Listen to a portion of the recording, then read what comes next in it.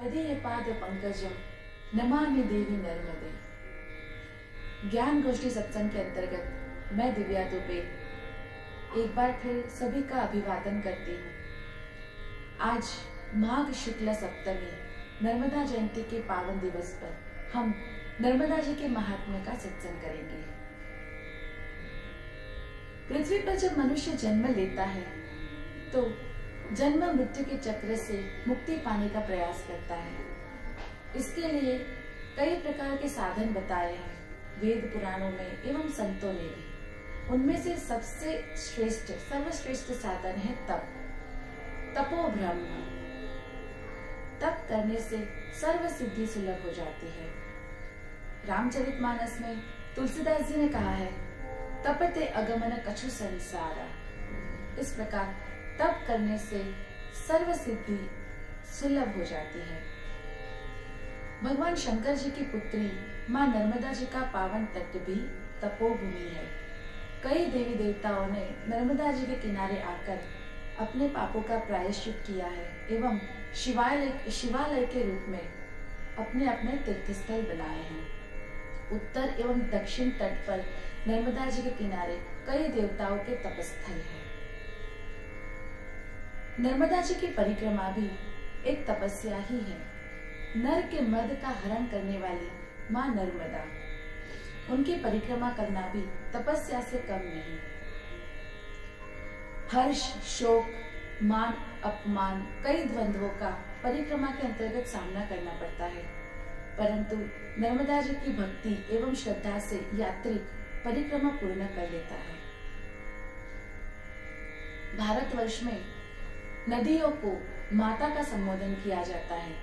गंगे च यमुने चैव गोदावरी सरस्वती नर्मदे सिंधु कावेरी जलेस्मिन् सन्निधिं कुरु।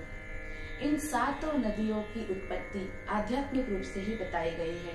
जैसे गंगा जी की उत्पत्ति श्री हरि चरणों से हुई है, इसी प्रकार नर्मदा जी का उद्गम भी, नर्मदा जी की उत्पत्ति भी शंकर भगवान के प्रस्वेद से हुई है। प्रस्वेद अर्थात पसीना।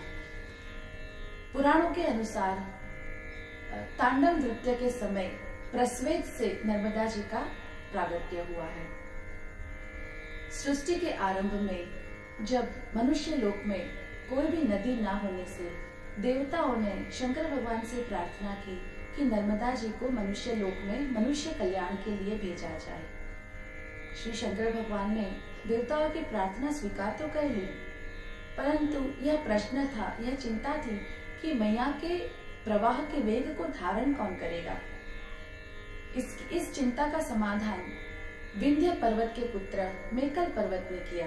मेकल पर्वत ने नर्मदा जी के वेग को धारण करने की सम्मति दी। तब से मेकल पर्वत स्थित अमरकंट में नर्मदा जी का उद्गम स्थल माना जाता है। कल्पवेद के अनुसार कई कथाएं हैं नर्मदा जी के प्रागट्य की, उद्गम की, परंतु स्थान तो आज भी मेकल पर्वत स्थित अमरकंट ही माना जाता है। किरात सुत वाड़वेषु पंडिते शते नटे। कई प्रकार के मनुष्य देवी देवताएं नर्मदा जी के किनारे निवास करते हैं, अपने अपने पापों का प्रायश्चित करते हैं। यहाँ तक कि गंगा जी भी नर्मदा जी से मिलने आती है, जो प्राणी मात्र के पापों को हरण करती है, अपने में समाती है। वही गंगा जी भी नर्मदा जी को मिलने आती है, उनके दर्शन करने आती है एवं नर्मदा जी में अपने पापों को छोड़कर जाती है। यह कथा है शिव पुराण के अंतर्गत नंदिकेश्वर महात्म्य में यह कथा आती है। गुजरात में चाणोद गांव स्थित एक स्थान है जहां पर वैशाख सुद सप्तमी को गंगा जी आती है एवं नर्मदा जी से मिलती है। वह स्थान को गंगनाथ कहा गया, गंगनाथ के नाम से उस स्थान को जाना जाता है। इस प्रकार नर्मदा जी की महिमा अपरंपार है। हम परिवार सहित इतने भाग्यशाली थे कि नर्मदा जी के सानिध्य में उनकी कृपा से 12 वर्ष तक रहने का अवसर मिला। हम इतने सौभाग्यशाली थे कि नर्मदा जी का बचपन से हमें सानिध्य प्राप्त हुआ।